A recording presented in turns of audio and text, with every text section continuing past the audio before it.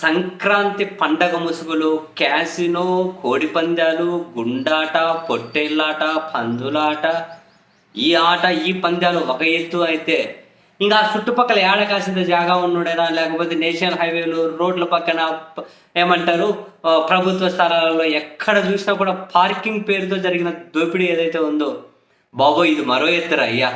నాలాంటి తిక్కలోడు ఇప్పటివరకు ఏమనుకుంటున్నానంటే, దోపిడీ దొంగలు, ఇంకెవడో ఒంటికి ఆయిల్ పూసుకున్న దొంగలు, రకరకాల దొంగలు రాత్రిపూట వస్తారంట దోపిడీ దొంగలు అని చెప్పి అనుకునేవాడిని. కానీ ప్రభుత్వాల ఆధ్వర్యంలో, ప్రభుత్వాల అండదండలతో, ప్రభుత్వంలో ఉన్నోడి కీలకమైనటువంటి అటువంటి వ్యక్తుల మద్దతుతో పట్టపగలు నడి రోడ్డు మీద దోపిడీ దొంగలు ఎటువంటి ఆయిల్ పూసుకోకుండా, ఎటువంటి జంకు బంకు లేకుండా జనాల దగ్గర పబ్లిక్గా దోచుకుంటారు, గుంజుకుంటారు అని కొన్ని వీడియోలు చూసిన తర్వాత, మరీ ముఖ్యంగా ఈ 3 రోజుల్లో అక్కడ సంక్రాంతి ముసుగులో జరుగుతున్న కొన్ని వ్యవహారాలు చూసిన తర్వాత నాకు అనిపించింది, నేనేం తిక్కలు ఉంటారు అయ్యా, ఇంకా ఎప్పుడు ఎదుగుతాను. దొంగలు, దోపిడీ దొంగలు అర్ధరాత్రి రారా బాబు, పట్టపగలే ఉంటారు. అటువంటి వాళ్ళని కంట్రోల్ చేసుకోవడం కోసం కాదరా బాబు ప్రభుత్వాలు ఉండేది. తిక్కలోడా అమీర్గా నువ్వు మారరా, నీ అయ్యా నువ్వు ఎదవ ఉన్నట్టున్నావు అని చెప్పి నన్ను నేనే తిట్టుకునే పరిస్థితి వచ్చింది సీరియస్గానే.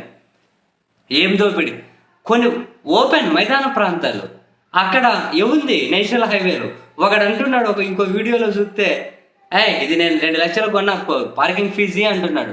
నేషనల్ హైవేలో ఇవ్వడం ఎవరు కొన్నారా? ప్రభుత్వ స్థలం నేను లీజుకు తీసుకున్న పార్కింగ్ దీనికోసమే ఈ 200 అంటున్నాడు. ఎవర్రా, ఎవరమ్మారు? కొన్ని చోట్ల ఇంకొకటి ఇవ్వకపోతే బండ్లకు గాలి పీకెత్తున్నారు.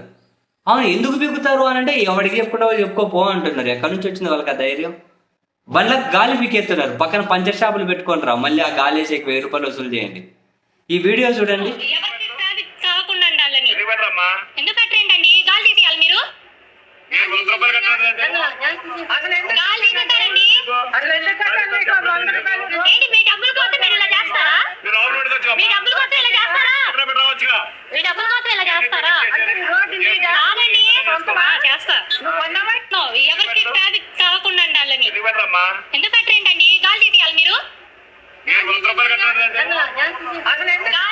అర్థమైందా? గాలి తీసేసావు, బండి ఓపెన్ ప్లేస్, ఒకటి ఓపెన్ అడ కంప్లీట్గా హైవే పక్కన గాలి తీసేసావు. ఎందుకు తీసేసావు అని ఒక ఆమె అడుగుతూ ఉంటే, నీకు 100 రూపాయలు కట్టాక నీకు 100 ఓపెన్ ప్లేస్లో బండికి 100 రూపాయలు పార్కింగ్. భారతదేశంలో నేను ఎక్కడ చూడలేదురా బాబు, నేను ఎక్కడ వినలేదు కూడా. 100 రూపాయలు కట్టలేకుండా నువ్వు గాలి తీసాని అడుగుతున్నావు అంటున్నాడు. ఆమె ఎవరో పార్కింగ్ 100 రూపాయలు ఎందుకు కట్టాలని చెప్పి అక్కడ ఏడో పెట్టిపోయిందట. వచ్చే లోపల గాలి తీసేసినాడు. ఎందుకు తీసేసినావంటే 100 రూపాయలు కట్టలేకపోయినా తీసేస్తాం, ఎవరికి చెప్పుకుంటావో చెప్పుకోపో అంటున్నాడు. ఆహా, ఇదేం పండగ, ఇదేం కథలు, ఇదేం దోపిడి? అంత పబ్లిక్గా ఎవడు వసూలు చేస్తున్నాడు పార్కింగ్? బండికి 100 రూపాయలు అంటారు అయ్యా. నాలాంటి తిక్కలో ఎప్పుడురా బాబు ఈ సమాజంలో ఎదుగుతారు? బండికి 100 రూపాయలు అంట.